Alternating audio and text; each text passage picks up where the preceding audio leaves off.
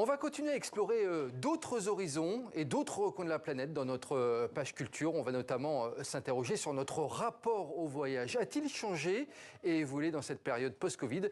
Eh bien, on va en discuter avec notre invité.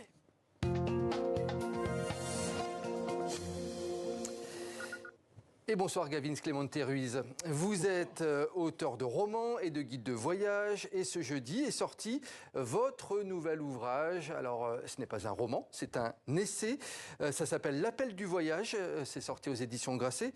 Vous parcourez le monde, on peut le dire, depuis plus de 25 ans. Et cet essai, c'est celui d'un voyageur éclairé qui tente de prendre le pouls des changements de notre époque. C'est ça que vous avez voulu rendre dans cet essai. C'est exactement ça. Au bout de 25 ans à parcourir le monde grâce à un célèbre guide avec un sac à dos dans le dos, le Ruta. Je me suis dit que c'était le moment de mettre un petit peu faire le point. C'est vrai qu'on a été tous cloués au sol avec le Covid ces années dernières. On voit qu'aujourd'hui voyager, on nous taxe tout de suite au niveau environnemental. On nous dit que c'est pas bien, ce qui est vrai pour certains voyages qui sont très très polluants. Après, ça coûte très cher aussi de voyager. Les prix des billets d'avion, les prix du train, l'essence, etc. C'est vraiment, c'est pas donné. Et je me suis dit, tiens, est-ce qu'on peut encore voyager aujourd'hui? Justement, Gavin Clemente-Ruiz, à l'heure des contraintes écologiques, environnementales, économiques, est-ce qu'on peut voyager?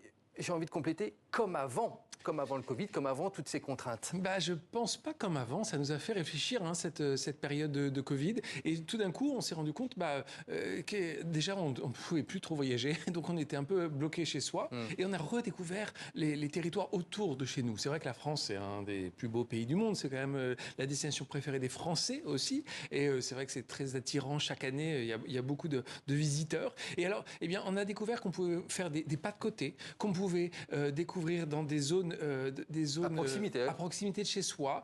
Moi, j'ai confié dans ce livre que je n'avais pas sans orientation et c'était mon bonheur parce que au lieu d'aller à gauche, je vais à droite et je tombe sur des beautés.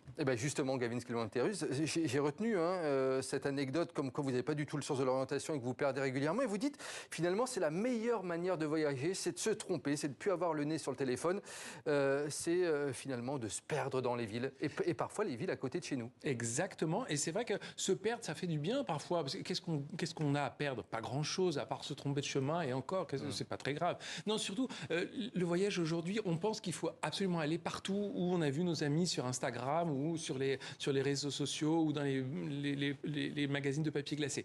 Or, on peut aller ailleurs. En fait, on dit souvent que 95% des touristes mondiaux se rendent sur 5% des lieux de la planète.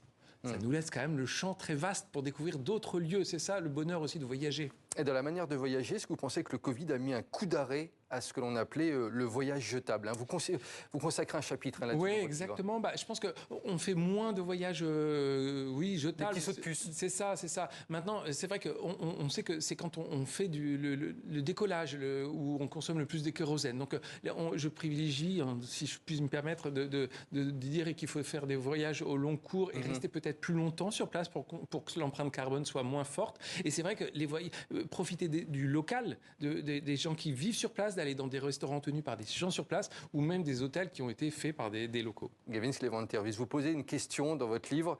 Et si voyager pouvait sauver notre planète? Bon, c'est un brin provocateur, on peut le dire. C'est vrai, mais je crois que c'est possible, en effet. On peut sauver la planète en voyageant, mais comment? On peut peut-être voyager juste à côté de chez soi. On n'est pas obligé d'aller à l'autre bout du monde pour découvrir. Il y a mon fils qui m'avait dit, je veux aller sur une île déserte. Je vais l'emmener sur une île de la Loire, à 1 heure de Paris, 1h30. Et là, on s'est retrouvé sur une île en pleine nuit. Ça faisait 1 kilomètre. Il y avait les castors d'un côté, il y avait les sangliers de l'autre. Et on était à la Belle Étoile. Il m'a dit, c'est ma plus belle nuit, papa. Et j'ai trouvé ça génial. Et je suis pas allé au bout du monde. J'ai pas consommé terriblement. J'y suis allé en train. Et c'était génial.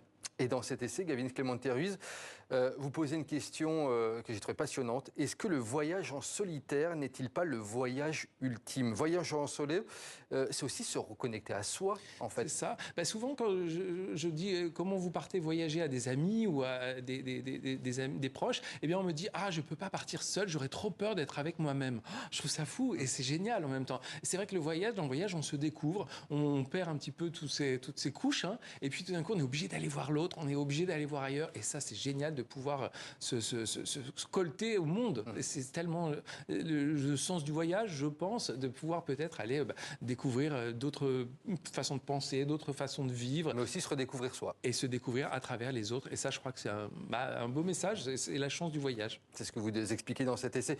Il nous reste 20 secondes. Gavin Clemente Ruiz, on parlait juste avant du tunnel sous la Manche.